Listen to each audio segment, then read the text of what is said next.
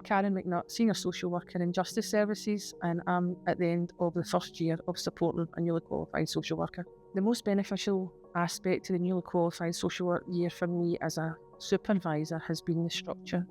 It's been easy to plan for each stage in advance, and it's clear to evidence that person's learning, or if there's gaps in learning, or if there's issues with the practice as well.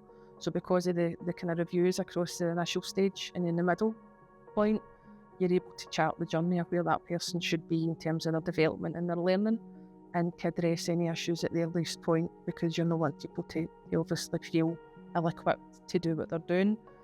It also allows for focused supervision discussions rather than just generic discussions, so you're very targeted in what you're saying. And ultimately as well, it's about trying to develop the workforce for the future. We don't want people leaving because they're feeling overwhelmed and overloaded.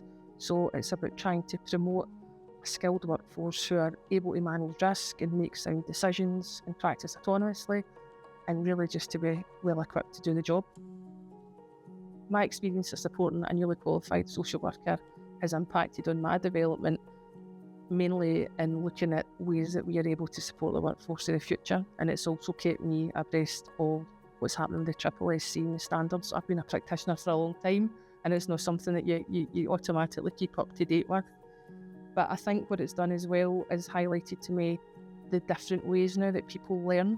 Again, a kind of throwback to COVID, there's far less in-person learning, and that obviously can really affect people in different ways because people learn in different ways. So for me, it's helped me with my professional development and just learning what else is out there and the different methods that are out there. And one of the things that we've done in this authority that I've really involved is our practice learning lead has done a kind of world cafe structure to get all the newly qualified social workers together pretty often. So I've been one of the facilitators at that, and that's let me sit with the newly qualified workers, meet everybody across the authority, work on all the different disciplines, and learn really from them about what the practice issues are and what their learning needs are and how that might be a bit of a struggle, and to bring that back to my fellow managers within my own discipline and look at how we can try and address that and make that a wee bit better. The tips I would give to someone who was newly involved in supporting a newly qualified social worker is be prepared in advance. That has been the best thing for me. You need to know in advance what the deadlines are going to be. There is a lot of extra work as a manager when you've got a newly qualified worker. So they need to be in sync with what they're doing, so you need to be perfectly in sync with them. So it's about knowing the deadlines for the paperwork, for the initial review, the mid-review, the end review, the action plans, also the impact on the wider team.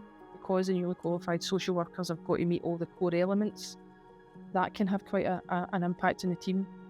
Personally, I manage quite a small team, so having to, they need a peer mentor, protected learning time, protected caseload, fortnightly supervision, the rest of the bits as well, that can have quite a big impact on the rest of the team as well. So you need to be mindful of that, and you certainly need to plan in advance to make sure that everybody is getting a kind of equitable service about that kind of thing.